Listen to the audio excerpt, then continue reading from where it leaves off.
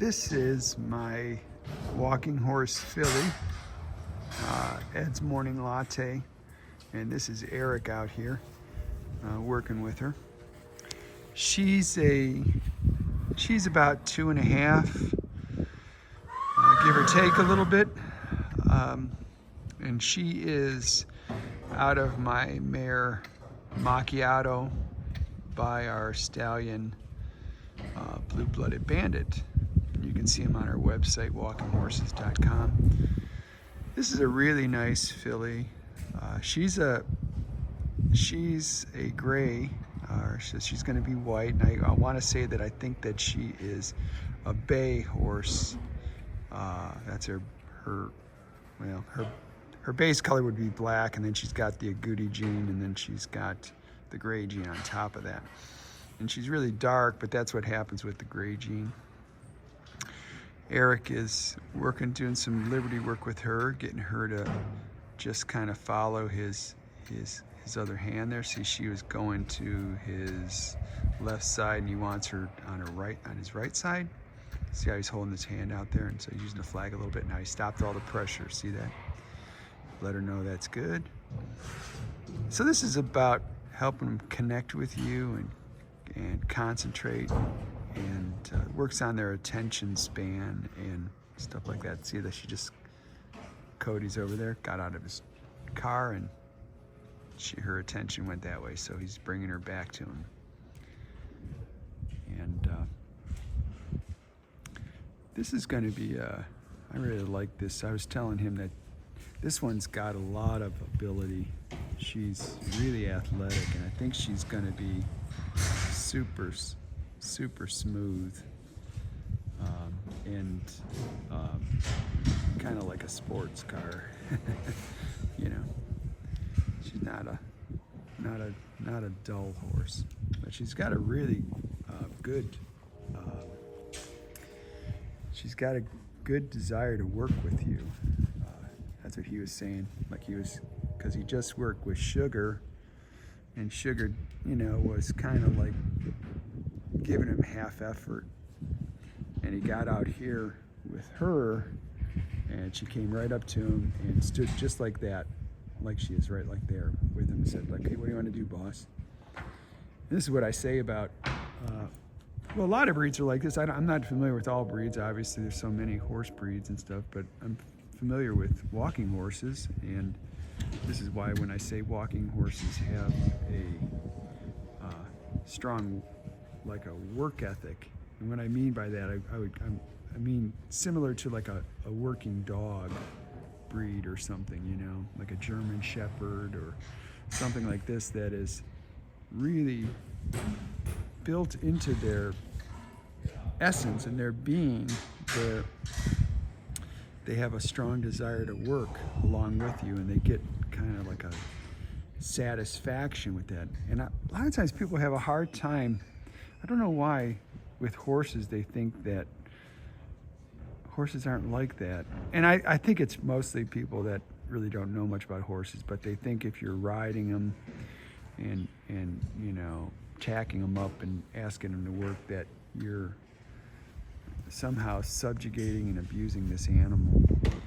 But in reality, if the breed and the individual horse that you're working with has what I call a strong work ethic and enjoys work, they're like a border collie or a German Shepherd. When my border collie, her name was Jet, she would work all day long. She just loved it. She was always herding something, moving something around. You'd ask her to come over, she would come flying over you, what do you want me to do, they're in their element. And my German Shepherd's that same way. And his name's Ace. When he's out by our pool, and we have the grandkids over and everything, a bunch of people, and they're all jumping in the pool and everything, well, he gets all worked up because he's a protector. And he'll actually jump in the pool and go ahead and grab a hold of one of the kids by their swimmies or something and drag them out of the pool. Because, and he literally cannot settle down when they're all jumping and running in different directions. We have to put him away. I go and, come on, buddy, and I take him down and put him in his crate. He actually sighs a big sigh of relief, and I could tell he's like, "Thank you, Dad. I just, I need a break, right?" But he wouldn't stop. He'd run on that stuff and rub his nails down to nothing, And horses are like that, different horses and different breeds in particular. And then inside of the breeds, there's different lines that, bring bred that way, very, very eager to work alongside of you. And horses, in general, have that history. They've been working along with people. And, civilization and stuff, they're responsible for, we couldn't have done it without them. And so they typically weren't selecting horses that were belligerent and didn't want to work and ornery. They select horses that get enjoyment out of it and like to work alongside you, And so, yeah, they call her Susie Q. This one here. It's Ed's Morning Latte, but they call her Susie Q. But so it's interesting, like when you think about that, and the more I think about it, I really put a lot of stock in a horse or a dog that has a good work ethic, that likes to work along, and really likes people. And you'll get different dog breeds that just real people oriented, right? And then you get other ones. A lot of breeds from the East aren't very people oriented, and that's because in Eastern cultures they think that dogs are a filthy animal, and so largely they weren't selecting for dogs that wanted to be around. They tended up getting kind of aloof dogs, whereas Germans and Americans and English really love their dogs, and they end up, a lot of those breeds tend to be very people-oriented. That's my take on it. And anyhow, the walking horses, Tennessee walking horses, is what I have, and they have a real strong work ethic. Oh, by the way, I'm Ed, narrating this, but they have a strong work ethic. And the more I'm around them and the more I'm watching other horses and stuff like that, I think they're very similar to like a Spanish horse, like a PRE, an Andalusian, or like a Portuguese Lusitano, that kind of stuff. That's how I think they're more, if I had to lump them into something, because those breeds have a like a workhorse mentality, like a level-headed kind of, like people, pretty easy keepers, that kind of thing. But they can get elevated, and they can have what I call as a real gas pedal. And I was watching one of Pat Puckett's videos the other day, and he was talking about his horse, Chinaco, which it's really a good video series if you watch his videos, because he takes Chinaco from probably, I think, about this age or maybe, and he turns him into a spade bit horse. I don't know how old he is right now, but I want to say 6 probably or something, I don't know. But anyhow, in the video, he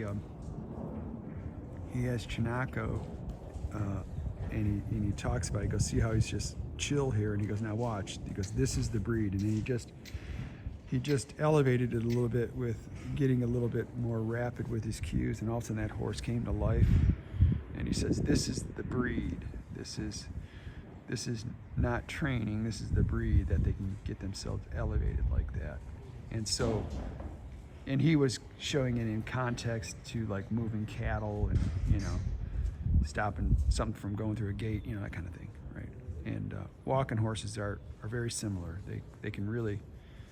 They generally are just very chill like this, but then when asked, they can really get elevated. So they're kind of like I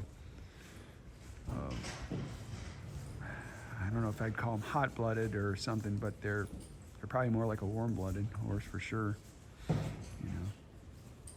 But I think even more They can get kind of hot-blooded a little bit, but they have that level head to them, though, you know, and the desire to just work for you. They just usually don't get too ornery, you know, and they're real compliant, wonderful horses.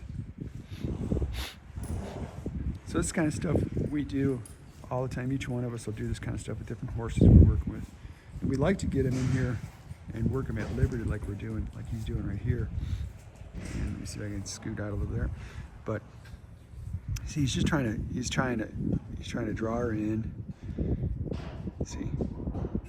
And so see how he turned and released pressure. So she came in.